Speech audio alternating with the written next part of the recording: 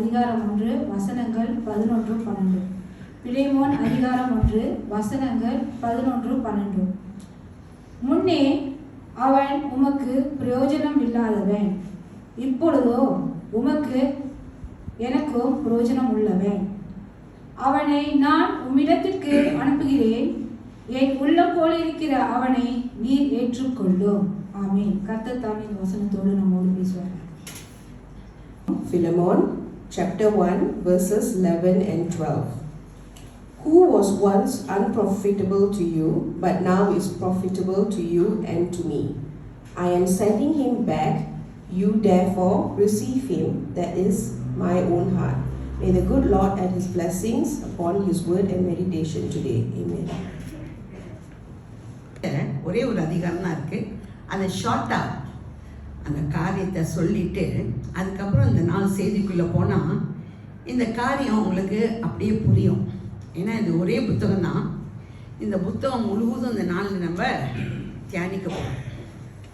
இது ஒரு resolution book. ஆனால் இது இன்னைக்குள்ள செய்தி நான் என் பாஸ்டர்கிட்ட சொல்லலை. ஆனால் இங்கே வந்தோடனே ஆவியானவர் அதுக்கு பிரகாரமாகவே வழிநடத்தலை கொடுக்குறார். ஒரு விடுதலையோடு கூட இந்த செய்திக்குள் போகிறதுக்கு கர்த்தர் கிருபை செய்து வழி நடத்துகிறார். கர்த்தர் நிச்சயமாகவே இந்த வார்த்தை கொண்டு உங்களை ஆசீர்வதிப்பதாக. ஸோ இந்த வார்த்தைக்கு போவதுக்கு முன்பாக ஜெபம் செய்வோம். அப்பா ஸ்தோத்திரிக்கிறோம். அன்பும் இரக்கம் கிருபை நிறைந்த தகப்பனே உமக்கு நன்றி செலுத்துகிறோம். எல்லா மகிமைக்கும் கனத்துக்கும் உரியவர் நீர் ஒருவரே ராஜா. இது ஒரு அருமையான நேரத்தில் எங்களோடு கூட இடைப்படும் ஆவியானவர் நீர் பேசும் ராஜா. வெறுமையாக ஒருவரையும் நீர் அனுப்ப போவதில்லை ராஜா. இதோ அந்த நாள் கர்த்தாவே சத்தியம் ஒவ்வொரு உள்ளத்தின் ஆழத்தில் தங்கும்படி நீர் கிருபை செய்யும். அந்த வார்த்தை ஆசீர்வாதத்தோடு நாங்கள் கடந்து செல்ல எங்களுக்கு கிருபை வேணும்பா. உம்முடைய கிருபை நிமித்தமாக நிற்கிறோம். துதியும் கனமும் மகிமை சோஸ்திரம் உமக்கே செலுத்துகிறோம். இயேசுவின் மூலமே வேண்டி நிற்கிறோம் எங்கள் ஜீவனில் வாழும் நல்ல பிதாவே. ஆமென் ஆமென். கர்த்தர் நமக்கு ஸ்தோத்திரம். இந்த பிலோமன் முதல்ல பார்த்தீங்கன்னா ஒரு 25 வசனம் தான் இந்த புத்தகத்தில் இருக்குது. ஸோ அந்த வசனத்தை நீங்கள் பார்த்தீங்கன்னா அந்த புத்தகத்தை பார்த்தீங்கன்னா ஒரு 3 கதாபாத்திரங்கள் இங்கே இருக்கிறாங்க, 3 கேரக்டர்ஸ். ஸோ இந்த 3 பேரோட வாழ்க்கை சுருக்கமாக பார்த்துட்டு அதுக்கப்புறம் இந்த செய்திக்குள் போனால் இந்த செய்தி உங்களுக்கு ஆசீர்வாதமாக இருக்கும். நம்ம பார்க்க போகிறது இந்த பிலோமன். பிலோமன் யாருன்னு பார்த்தீங்கன்னா அவன் தேவ கிருபை பெற்ற ஒரு மனிதன். இவனுடைய வாழ்க்கையில் நீங்கள் பார்த்தீங்கன்னா இவன் நிறைய ஆசீர்வாதத்தை பெற்றவன். தேவ கிருபை பெற்றிருக்கனால ஆஸ்தியும் ஐஸ்வர்யம் அவன் வீட்டில் நிறைஞ்சிருந்துச்சு. அவன் வீட்டில் நீங்கள் பார்த்தீங்கன்னா நிறைய அடிமைகள் அவனுக்கு இருந்தாங்க. ஸோ இவன் பயங்கர ஒரு பணக்காரன். ஸோ இந்த பிலோமன் அது மட்டும் இல்லை, இவன் அநேக ஊழியர்களுக்கு தன்னுடைய பணம் அதிகமாக இருக்கிறதுனால செல்வத்தின் நிமித்தம் அநேக ஊழியர்களுக்கு உதவி செய்த ஒரு மனிதன். விசேஷமாக பவுலுடைய ஊழியத்தை இந்த பிலோமன் தாங்கின ஒரு மனிதன். ஸோ இந்த பிலோமனோட வாழ்க்கை எப்படி. அடுத்து நம்ம பார்த்தோம்னா ஒனேசிமோனா இவன் அந்த பிலோமன் வீட்டில் அடிமையாக இருந்த ஒரு மனுஷன். இவன் அவங்க வீட்டில் அடிமையாக இருக்கும்போது இவன் பார்க்குறான் நிறைய செல்வம் நிறைஞ்சு இருக்கிறத பார்த்துட்டு இவனுக்குள்ளே ஒரு சாத்தான் போகிறான். என்ன செய்கிறான்னா, நம்மளும் கொஞ்சம் திருடிட்டு போய் நல்லா எங்கேயாச்சும் ஒரு இடத்துல வாழலாம் அப்படின்னு நினச்சி ஒரு நாள் என்ன செய்கிறான், நிறைய செல்வத்தை அந்த வீட்டிலேருந்து திருடிட்டு ஓடி போவான்.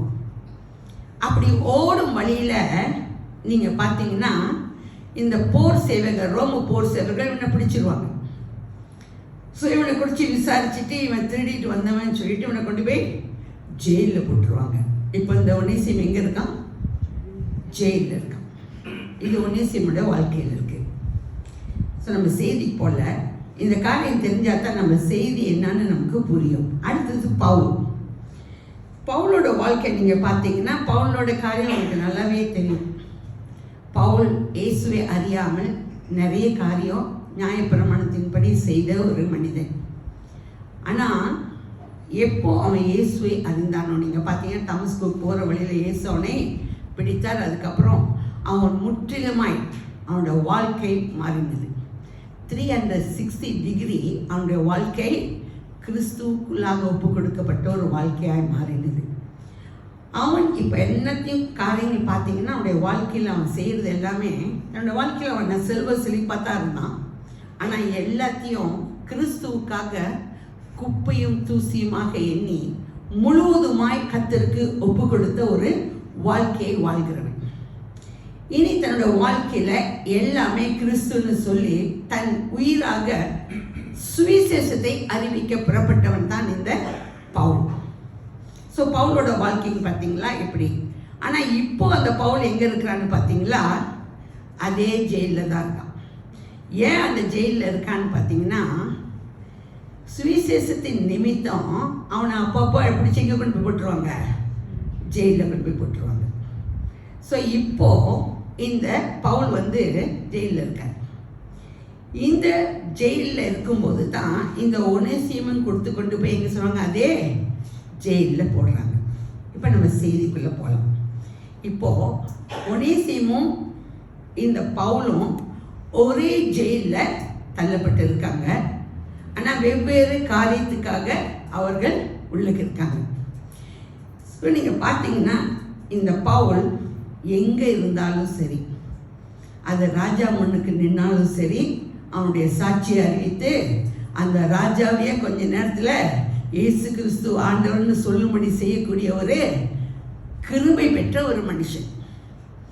ஸோ இவன் இங்கே ஜெயிலில் இருக்கிறதுனால இந்த ஒனேசிமுவை விசாரிக்கிறான். அவனை விசாரிச்சுட்டே இருக்கும்போது தன்னுடைய சாட்சியை அவனோடு கூட பகிர்ந்து கொள்கிறான். தான் எப்படி கிறிஸ்துவுக்கு பிடிக்கப்பட்டேன், எப்படி கிறிஸ்துவால் நடத்தப்பட்டு வருகிறேன், இந்த கிறிஸ்து யாரு அப்படின்ற சுவிசேஷத்தை இந்த பவுல் ஒனேசிமுக்கு ஜெயிலில் இருக்கும்போது இவர் சொல்கிறார். இந்த ஜெயிலில் தான் இந்த இயேசுவை நான் கண்டு கொண்டேன் அப்படின்ற சத்தியத்தை ஒனேசிமுக்கிட்ட இந்த பவுல் பகிர்ந்து கொள்கிறார். இப்போது இயேசு யாருன்னு அறிந்தால் தான் நம்ம போய் சுவிசேஷத்தை சொல்ல முடியும். ஸோ இங்கே இந்த பவுல் இயேசுவை அறிந்திருந்தபடினால இந்த ஒனேசிமுக்கிட்ட இயேசு யார், அவர் எப்படிப்பட்டவர், அவருடைய அன்பு எப்படிப்பட்டது என்று சொல்லிகிட்டே இருக்கும்போது ஒனேசிமோ மனம் கசந்து வருந்தி அழுகிறான். அவன் செய்த செயலுக்காக வெட்கப்பட்டான். ஸோ தேவனிடத்தில் அவன் அறிக்கை செய்தான். கர்த்தராகிய இயேசு கிறிஸ்துவை தன் சொந்த இரட்சகராக ஏற்றுக்கொண்டான். அவனுடைய வாழ்க்கையில் இது ஒரு புது அனுபவம். தான் செய்த பாவத்துக்காக, தான் செய்த செயலுக்காக வருந்தி கர்த்தரிடத்தில் ஒப்பு கொடுத்து ரட்சிக்கப்பட்டு அவன் இயேசு கிறிஸ்துவை ஏற்றுக்கொண்ட போதும் அடுத்து என்ன செய்யணும் தெரியாது. எப்படி தன்னுடைய வாழ்க்கை இனி அடுத்து போகும் அவனுக்கு தெரியாது.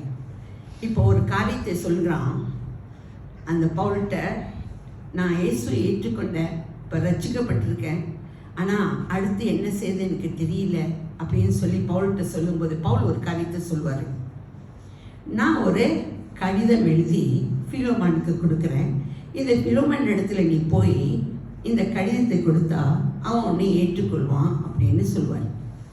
ஆனால் இந்த ஒனேசிமுக்கு வெக்கம், பயம், எப்படிரா தான் செயல் இப்படி செஞ்சிட்டோமே, ஒரு எஜமானுக்கு நம்ம துரோகம் செஞ்சிட்டோமே, எப்படி மறுபடியுமா அவங்ககிட்ட போகிறது அப்படின்ற ஒரு மனசில் பயம், ஒரு வெக்கமாக இருந்தனால. ஆனால் பவுல் சொல்வார், பரவாயில்ல நீ போ, அவன் உன்னைய மாதிரி நடத்த மாட்டான், நீ வேறு விதமாக நடத்தப்படுவ அப்படின்னு சொல்லி ஒரு லெட்ரு எழுதி அவன்கிட்ட கொடுத்து அனுப்புவார். ஓகே, அந்த லெட்ரு என்ன வாசிப்போம். அதே 1ஆம் அதிகாரத்தில் வசனம் 13லேருந்து 19 வரைக்கும், 13 to 19 அது வாசிக்க கேட்போம்.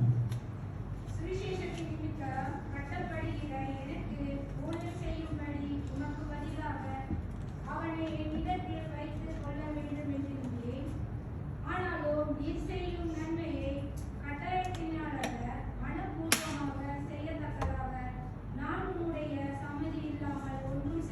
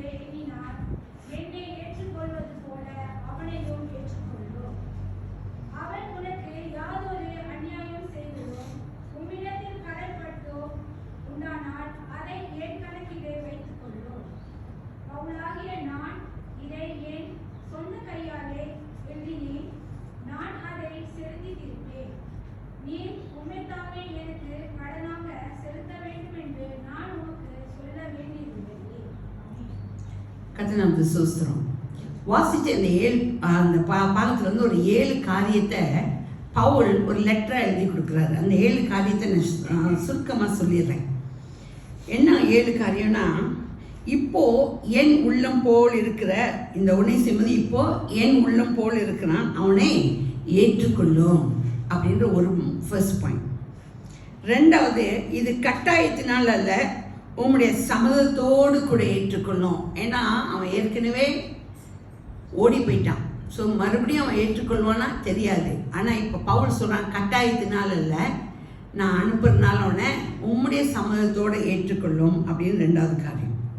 3வது காரியம் என்ன சொல்கிறான், இனி நீ அவனை அடிமையாக இல்லை, பிரியமுள்ள சகோதரனாக ஏற்றுக்கொள்ள வேண்டுகிறேன் அப்படின்னு சொல்லி 3வது காரியத்தை எழுதுகிறார். இதுவரை அவன் எப்படி இருந்தான், ஒரு அடிமையா, இந்த ஒனேசிமு பிலோமோனுக்கு அடிமையாக தான் இருந்தான். ஆனால் இனி அவன் அடிமையாக இல்லை, ஒரு சகோதரனாக அவனை நீ ஏற்றுக்கொள்ளும் அப்படின்னு சொல்லி எழுதுறான். 4வது காரியம் என்ன சொல்றான், நான் அவனை சகோதரனாக ஏற்றுக்கொண்டேன், நீயும் அப்படி ஏற்றுக்கொள்வாய் என்று நான் விசுவாசிக்கிறேன். ஏன் இந்த பவுல் ரொம்ப உரிமையாக எழுதுறாருன்னா, இந்த பவுலுடைய ஊழியத்தை தாங்குகிறது இந்த பிலோமன்.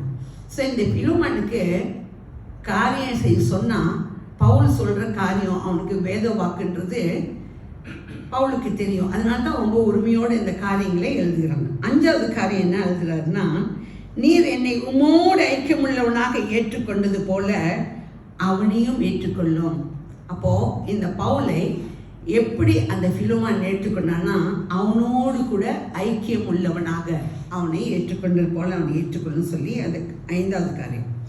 6வது காரியம் என்ன சொல்கிறாருன்னா, அவன் உமக்கு அநியாயம் செய்தான், நஷ்டத்தை ஏற்படுத்தியிருக்கிறான், அது உண்மைதான். ஆனால் அந்த நஷ்டத்தை நான் உனக்கு திருப்பி கொடுக்குறேன். அந்த நஷ்டத்தை அவன் திருப்பி கொடுக்க முடியாது, ஆனால் அந்த நஷ்டத்தை நான் உனக்கு திருப்பி கொடுக்குறேன், அதை என்னோட கணக்கில் வச்சுது அப்படின்னு சொல்கிறான். 7வது என்ன காரியம்னா, அந்த வசனத்தில் 7 காரியம் நீங்கள் மறுபடியும் அந்த வசனத்தை நீங்கள் வாசிச்சிங்கன்னா உங்களுக்கு நல்லா புரியும். 7வது, இந்த கடிதத்தை நானே எழுதி கொடுக்கறதுனால நிச்சயமாக நான் என்ன சொன்னேனோ அதை செய்து முடிப்பேன் அப்படின்னு சொல்லி பவுல் இந்த 7 காரியங்களை சுருக்கமாக எழுதி அந்த ஒனேசிமு கையில் கொடுத்து பிலோமன் இடத்துல அனுப்புகிறார்.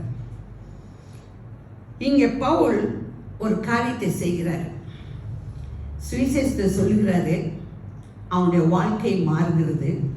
அந்த சுவிசேஷத்தின் நிமித்தம் இப்போ அடுத்த காரியம் ஒன்று நடக்குது. ஒனேசிமுக்கும் பிலோமானுக்கும் உள்ள உறவை என்ன செய்கிறாரு, சரிப்படுத்துகிறாரு. இப்போ மறுபடியும் அதே வீட்டுக்கு அனுப்புகிறார். நீங்கள் பார்த்தீங்கன்னா ஆக்சுவலி இது ஒவ்வொரு பாயிண்டும் ஒரு 5 நிமிஷம் பேசினா நல்லாயிருக்கும். ஆனால் நான் ஷார்ட்டாக இது சொன்னால் உங்களுக்கு புரியும்னால நான் அந்த 7 காரியம் இப்படி சொல்லிட்டேன், மொத்தமாக அப்படி சொல்லிட்டேன். ஆனால் என்ன அந்த காரியம் 7 காரியம்னா, இயேசு கிறிஸ்து நமக்காக சிலுவையில் செய்து முடித்தது தான் அந்த 7 காரியம்.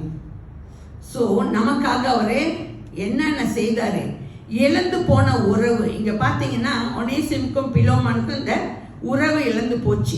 மறுபடியும் அந்த உறவை அவரு அங்கே சேர்த்து மறுபடியும் அனுப்புகிறாரு. அந்த உறவு மட்டும் இல்லை, இப்போ ஒனேசிமு மற்றொரு உறவு, தேவனோடு கூட உள்ள ஒரு உறவை ஏற்படுத்தி ஒனேசிமையை அனுப்புகிறார். இயேசு கிறிஸ்து நமக்காக சிலுவையிலே சிந்தின அந்த ரத்தம் சதையுமாக சிந்தி நமக்காக சம்பாதித்தது அந்த உறவு தான். அப்படின்னு அந்த உறவு எங்கே கெட்டு போச்சு, தேவனுக்கும் நமக்கும் உள்ள உறவு ஒரு இடத்துல கெட்டு போச்சு. எந்த இடத்துல, தேவன் ஆதாமை உண்டாக்கி கொண்டு போய் ஏதேன் தோட்டத்தில் வச்சார். அங்கே தேவன் ஒரு கட்டளை கொடுத்தாரு. ஆதாம் கீழ்ப்படியாம போனபடியினால ஜீவனை இழந்து தேவனோடு உள்ள உறவை அங்கு இழந்து போயிட்டான். ஆமாவா இல்லையா? தேவ உறவு இழந்தது அங்கே தான். ஸோ மறுபடியும் கர்த்தர் அந்த உறவை சரிப்படுத்த கிறிஸ்து நமக்காக சிலுவையிலே மரித்த போது இந்த நஷ்டத்தெல்லாம் ஏற்றுக்கிறேன்னு சொன்னார்ல, அவர் நம்மளோட நஷ்டத்தை எல்லாம் மொத்தமாக என்ன செஞ்சிட்டாரு, அவர் மேலே ஏற்றுக்கொண்டார். நீங்கள் அந்த வசனம் வாசிக்கணும்னா ஏசாயா 53:5 வாசிக்கணும். நீங்கள் வாசிக்க நான் சுருக்கமாக சொல்லிடுறேன். அவருடைய அக்கிரமங்கள்லாம், பாவங்கள், சாபங்கள், மீறுதல்கள், என்னுடைய வியாதிகள், பலவீனங்கள் ஒட்டு மொத்தத்தையும் அவர் எனக்காக என்ன செஞ்சிட்டாரு? சிலுவையில் சுமந்து தீர்த்துட்டாரு.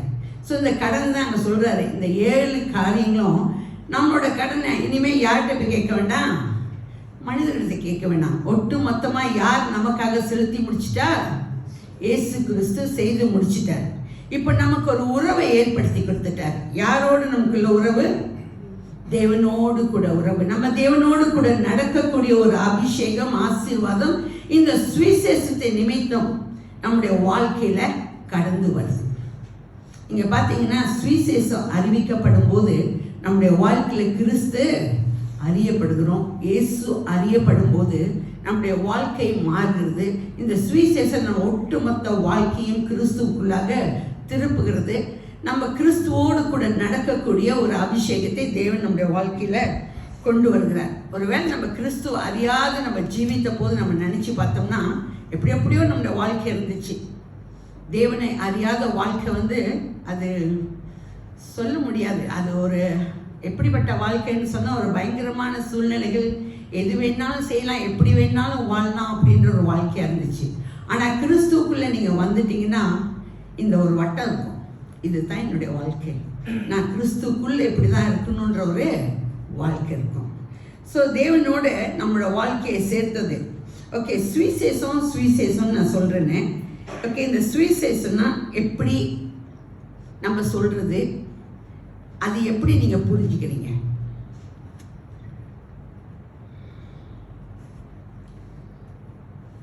ஒரு காலத்தில்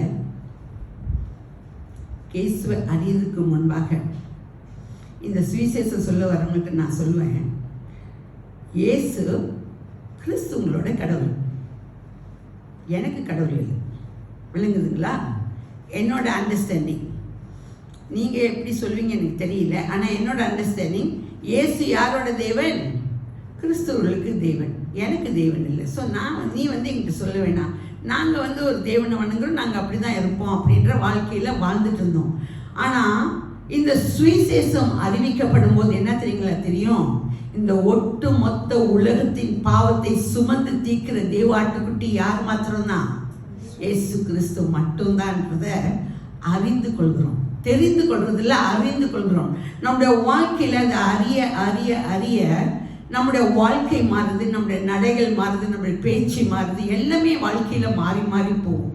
இன்னைக்கு இருக்கிற வாழ்க்கை நாளைக்கு இல்லைங்க. ஒவ்வொரு நாளும் கர்த்தர் புதுப்பித்து புதுப்பித்து நம்மளை நடத்தி கொண்டு இருக்கிறார். இதுதான் ஒனேசியோமோட வாழ்க்கையிலும் நடந்துச்சு. இப்படி நம்ம மாறும்போது நமக்கு எப்படிப்பட்ட ஒரு அங்கீகாரம் கிடைக்குது அப்படின்னு நீங்கள் பார்த்தீங்கன்னா, ஒரு விசேஷமான ஒரு அங்கீகாரம் தேவன் கொடுக்கிறார். அது யோவான் 1:12. அவருடைய நாமத்தின் மேல் அது வாசிப்போம். விசுவாசம் உள்ளவர்களாய்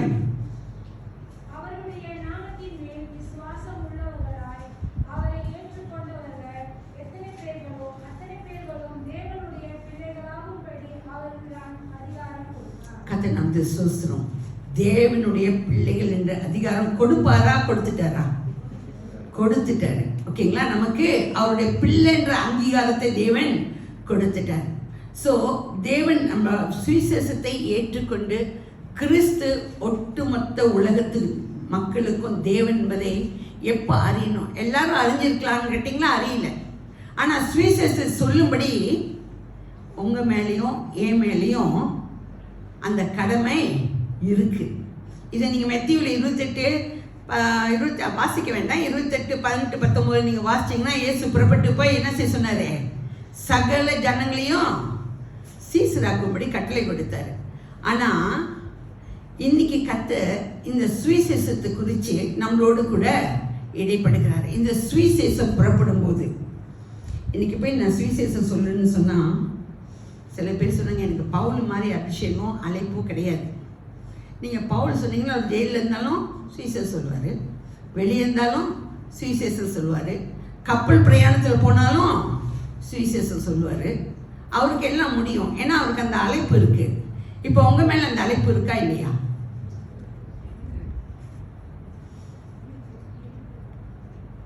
கொஞ்சம் அப்படியே கேட்குது. இருக்கு. உங்கள் ஒவ்வொரு மேலும் அந்த அழைப்பு இருக்கு. உங்கள் ஒவ்வொரு மேலும் தேவ திட்டம் இருக்கு. அந்த அழைப்பு இல்லைன்னா நீங்கள் இந்த சர்ச்சில் உட்காந்துருக்க மாட்டீங்க. உண்மையாகவே நான் சொல்கிறேன், அந்த தேவ அழைப்பு பெற்று தான் நீங்கள் இங்கே மத்தியில் அமர்ந்திருக்கீங்க. அந்த தேவ திட்டம் உங்கள் மேலே தேவன் வைத்து வச்சிருக்கிறபடினால தான் நம்ம சபையில் உட்காந்துருக்குறோம். ஸோ இன்னைக்கு கர்த்தர் ஒரு காரியத்தை இன்னைக்கு எனக்கு ரொம்ப ஆச்சரியமாக இருந்துச்சு. இந்த வழி நடத்த இன்னைக்கு ஆரம்பமே இந்த சுவிசேஷத்தை போய் நீங்கள் சொல்லணும் அப்படின்ற ஒரு அபிஷேகம் உங்கள் மேலே ஆரம்பமே, அதாவது இந்த துதி ஆராதனையிலே தகப்பன ஒரு அபிஷேகத்தோடு கூட உங்களை இந்த செய்தியை கேட்க வைக்கிறாரு. நீமே தப்பி போக முடியாது. எனக்கு அந்த அபிஷேகம் கிடையாது. நான் போய் சுவிசேஷத்தை சொல்றதுக்கு உங்களுக்கு என்ன முடியுமோ, நீங்கள் எப்படி இருக்கீங்களோ இருக்கிற வண்ணமாகவே போய் சொல்லுங்க. உங்களோட வாழ்க்கையில் எவ்வளோ நன்மைகள் தேவன் செய்திருக்கிறார். சொல்லி முடியாத நன்மைகள் உங்கள் வாழ்க்கையில் செய்திருக்காரா செய்யலையா? பவுல் தான் போய் சுவிசேஷம் சொல்லணும்னு இல்லை, நமக்கு தேவன் செய்த நன்மைகளை சொல்லி அநேகரை சீசராக்கக்கூடிய ஒரு அபிஷேகம் நம்ம மேலே விழுந்திருக்கு. காலை வேளை அதை உறுதிப்படுத்தி கர்த்தர் மறுபடியுமா உங்களோடு கூட பேசுகிற ஒரு வார்த்தை. இந்த நாள்லேருந்து நீங்கள் என்ன செய்யணும்னா, நான் போய் எப்படியாச்சும் ஆத்துமாக்களை ஆதாயப்படுத்தணும். எதுக்கு நான் போய் ஊழியம் செய்யணும்? எதுக்கு நான் ஆத்துமா ஆதாயப்படுத்தணும்? நான் ரட்சிக்கப்பட்டேன், எனக்கு ஆசீர்வாதம் இருக்குது, என் வீடு போதும், எனக்கு போதும், அப்படி இருந்தால் நல்லதா? ஏன் போய் சுவிசேஷம் சொல்லணும்?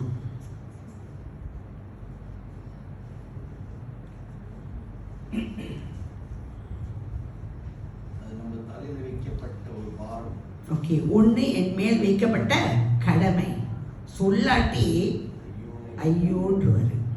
ஓகே, ரெண்டாவது எனக்கு கிடைச்ச அந்த சந்தோஷம், எனக்கு கிடைச்ச இந்த ரட்சிப்பு, எனக்கு கிடைச்ச இந்த மீட்பு, எனக்கு கிடைச்ச இந்த வாழ்க்கை நம்முடைய சுற்றி உள்ளவர்களுக்கும் வரணும். ஓகேங்களா? இதுக்கு நான் சுவிசேஷம் போய் சொல்லணும். இந்த சுவிசேஷம் அநேகரை கிறிஸ்துவண்டை கொண்டு வந்து சேர்க்கணும். நம்ம கிறிஸ்துவுக்கு ஆள் சேர்க்கிறவங்க இல்லை. கிறிஸ்துவர்கள் நிறைய உலகத்தில் நிறைய பேர் இருக்காங்க. கிறிஸ்துக்கு நீங்கள் ஆள் சேர்க்க வேண்டாம். கிறிஸ்து யாருன்னு அவங்க அறியும் போது அவங்களே ஓடி வருவாங்க. கிறிஸ்துவே தேவன். ஏன்னா உலகத்தில் கிறிஸ்து யாருன்னு சொல்றதுக்கு ஆள் இல்லை. அவங்க நினைக்கிறாங்க கிறிஸ்து இயேசு கிறிஸ்தவங்களுக்கு தேவன் மட்டும்தான் நினைக்கிறாங்களே தவிர, கிறிஸ்து ஒட்டுமொத்த உலகத்தின் மக்களுக்கு தேவனாய் வந்து ஒவ்வொருவராகவும் அவர் ரத்தம் சிந்திருக்கிறான்ற சத்தியம் அவர்களுக்கு தெரியாதனால, அவர்களுக்கு தெரியாதுன்னா எனக்கு ஒரு காலத்தில் தெரியாது. உண்மையாகவே நம்மளும் அப்படிதான் வாழ்ந்தோம். இங்கே அநேகர் அப்படிதான் வந்திருக்கீங்கன்னு நான் விசுவாசிக்கிறேன். கதை நமக்கு சோஸ்திரம். பவுல் நீங்க பார்த்தீங்கன்னா எப்படிப்பட்ட சூழ்நிலையாக இருந்தாலும் ஊழியத்தை செய்யறதுக்கு தன்னை ஒப்பு கொடுத்த ஒரு மனுஷன். அவனுக்கு உயிரே இந்த சுவிசேஷம் தான். ஸோ பவுல் சொன்ன சுவிசேஷம், ஜெயிலில் இருக்கும்போது சொன்ன சுவிசேஷம் யாரை மீட்டு கொண்டு வந்தது? ஒரு அடிமை ஒனேசிமை மீட்டு கொண்டு வந்தது. யாரை மன்னிக்க செய்தது? பிலோமான் மன்னிக்கக்கூடிய ஒரு இருதயம் அவனுக்கு உண்டாயிற்று. நீங்கள் பார்த்தீங்கன்னா இந்த சுவிசேஷத்தை நீங்கள் சொல்லும் போது தேவ அன்புக்குள், தேவ மன்னிப்புக்குள், தேவ உறவோடு கூட நம்ம உறவுக்குள்ள, அதாவது விட்டு போன அந்த தேவ உறவு நம்ம சுவிசேஷத்தினால மறுபடியும் தேவனோடு கூட நடக்கக்கூடிய ஒரு அபிஷேகத்தை நம்முடைய வாழ்க்கையில தேவன் கொண்டு வருகிறாரு. இது பெரிய ஒரு ஊழியம். போய் பெரிய பெரிய காரியம் நான் சொல்லுங்கன்னு சொல்லலை. ஒருவேளை உங்களோட செயல் இயேசுவை அறிவிக்கலாம், உங்களோட பேச்சு இயேசுவை கூட அறிவிக்கலாம். நீங்கள் செய்கிற சின்ன சின்ன காரியங்கள் மற்றவங்களுக்கு இயேசுவை குறித்து பிரதிபலிக்கும். நிறைய காரியம் நீங்கள் செய்யலாம். எப்படி தான் சொல்கிறதுன்னு தெரியல. நிறைய நீங்கள் ஒரு வேலை சின்ன வேலை செஞ்சாலும் சரி, பெரிய வேலை செஞ்சாலும், எது செஞ்சாலும் கிறிஸ்துவை நீங்கள் வெளிப்படுத்தக்கூடிய ஒரு சந்தர்ப்பம், சூழ்நிலைகள் நிச்சயமாக தேவன் உருவாக்குவார். நீங்கள் அப்படி சுவிசேஷம் சொல்லும் போது ஒன்று, உறவுகளை என்ன செய்றீங்க? சரிப்படுத்துறீங்க. சுவிசேஷம் ரட்சிப்பையும் ஆசீர்வாதத்தையும் நம்முடைய வாழ்க்கையில கொண்டு வருது.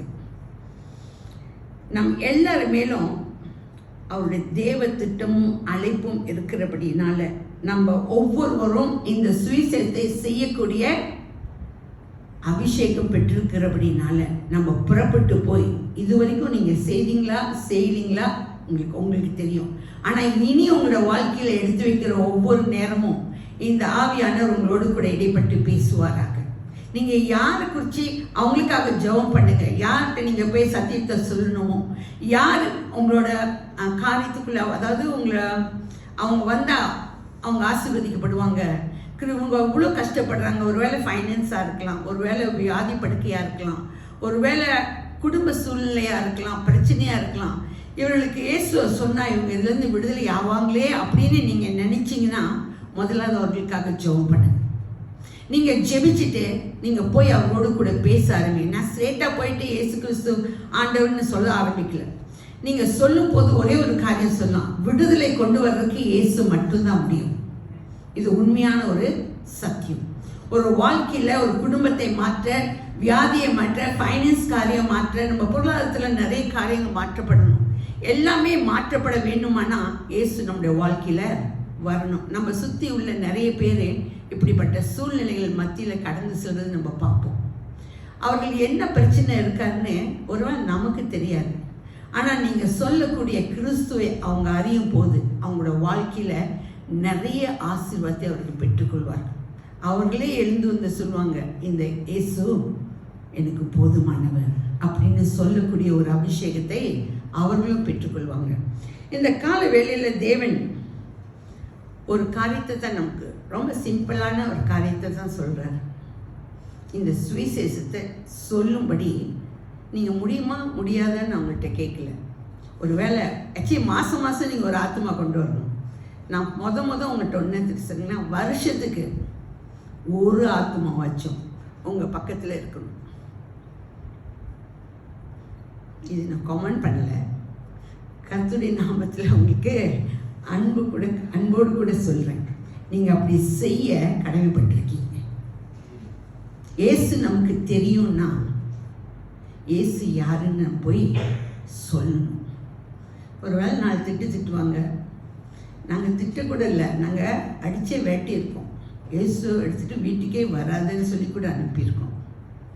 ஆனால் இன்னைக்கு இயேசு யாருன்னு சொல்லக்கூடிய ஒரு இடத்துல கர்த்தர் கொண்டு வந்து நிறுத்தினார். இது தேவனால் முடியும். ஆனால் நம்ம இயேசு சொல்லும் போது அவங்களோட வாழ்க்கை மாறும், அவங்களோட ஆசீர்வாதம், அவங்க சொல்லி முடியாத அந்த ஆசீர்வாதத்துக்குள் கடந்து வர்றது, அதுக்கப்புறம் அவங்களே ருசிச்சுக்குவாங்க. ஒவ்வொரு காரியம் இயேசு சொல்கிறது மட்டும்தான் நம்மளோட வேலை. இயேசுவோட வாழ்க்கையில் வந்துட்டாங்கன்னா அவரோட வாழ்க்கை நடத்துறதுலே வேறு மாதிரி வேறு லெவலில் கொண்டு போயிடுவாங்க. நம்ம எங்கே இருந்தோம், எப்படி இருந்தோம், இன்னைக்கு எப்படி இருக்கும், நம்மளோட வாழ்க்கையை கொஞ்சம் திரும்பி பார்த்தா கூட நமக்கு தெரியும் இயேசு நம்முடைய வாழ்க்கையில் வந்ததுக்கு அப்புறம் எப்படிப்பட்ட ஆசீர்வாதத்துக்குள் தேவன் நம்மளை நடத்துகிறார். இந்த கால வேளையில் இந்த மீட்பின், ரட்சிப்பின் ஆசீர்வாதம், இந்த அன்பின் ஆசீர்வாதம், இதெல்லாம் இந்த சுவிசேஷத்துக்குள்ள அடங்கியிருக்கு. இந்த கால வேளையில் நம்ம தேவன் வைக்கிற ஒரு பொறுப்பு, எப்படியாச்சும் போய் இயேசு யாருன்னு சொல்லி அவங்களுடைய வாழ்க்கையில் என்ன காரியம் அவங்க கடந்து போகிறாங்கன்னு நமக்கு தெரியாது. ஆனால் அவங்க கடந்து போகிற பிரச்சனையிலேருந்து ஒரு விடுதலை கொண்டு வர்றதுக்கு இயேசு மாத்திரம்தான் முடியுன்றது சொல்லும்படி தேவன் காலை வேளையில் நம்மளோடு கூட இடைப்பட்டு பேசி கொண்டிருக்கிறார். ஜெபம் பண்ணுங்க.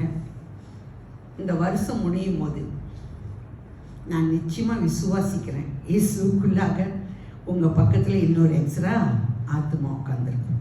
ஆமென். Praise the Lord. இந்த நாள் ஆவியானவர் நமக்கு சொல்லிக் கொடுக்கும் காரியம் ரொம்ப சிம்பிளாக இது ஒன்றே தான். எல்லா துதி கன மகிமை அவருக்கே செலுத்துவோம். சுவிசேஷத்தை நான் செய்வேன்ப்பா, எனக்கு கிருபை செய்யுங்கப்பா. நான் போய் சொல்றதுக்கு எனக்கு ஞானம் கிடையாது, இந்த பவுலை போல எனக்கு ஞானம் கிடையாது, பரவாயில்ல, எனக்கு என்ன ஞானம் இருக்கோ அந்த ஞானத்தோடு போய் சொல்லுங்க. கர்த்தர் உங்களுக்கு முன்பாக போய் காரியங்களை உங்களுக்காக நடப்பிப்பார். ஆமென். கண்களை மூடி நம்ம ஜெபம் செய்யலாம். அப்பா ஸ்தோத்திரிக்கிறோம். மகிமையான கர்த்தர் நீரையா, இதுவரை எங்களை நடத்தின தேவன் நீரையா, எல்லா சூழ்நிலைகள் மத்தியிலும் நீர் எங்களுக்கு போதுமானவராய் இருந்து பலப்படுத்தி சுகப்படுத்தி தேவைகளை சந்தித்து போஷித்து நடத்துகிற தேவன் நீர் என்பதை நாங்கள் அறிவிக்கத்தக்கதாக நிற்க அப்பா நீர் கிருபை செய்த தேவன் ராஜா. அப்பா அதே பலத்தோடு ஒவ்வொருவரும் புறப்பட்டு போய் சுவிசேஷத்தை சொல்லும்படிக்காகவும் ஆத்துமக்களை ஆதாயப்படுத்தக்கூடிய அபிஷேகம் இந்த கால வேளையில நீர் ஆரம்பமே அபிஷேகம் செய்திருக்கிறீர். அந்த அபிஷேகத்தோடு அவர்கள் கடந்து செல்ல இந்த ஊழியத்தை வல்லமையாய் செய்யக்கூடிய கர்த்தாவே கிருபை இவர்களுக்கு தரும்படிக்காய் இப்போதே உடைய வல்ல கரத்தில் ஒவ்வொருவரையும் பேர் பேராக ஒப்புக் கொடுக்கிறாச்சா. நீர் ஆளுகை செய்யும் வழி நடத்தும். சகல துதி கனம் மகிமை சோஸ்திரம் உமக்கு ஒருவருக்கே செலுத்துகிறோம். இயேசுவின் மூலமே வேண்டி நிற்கிறோம் எங்கள் ஜீவனில் வாழும் நல்ல பிதாவே. ஆமென் ஆமென்.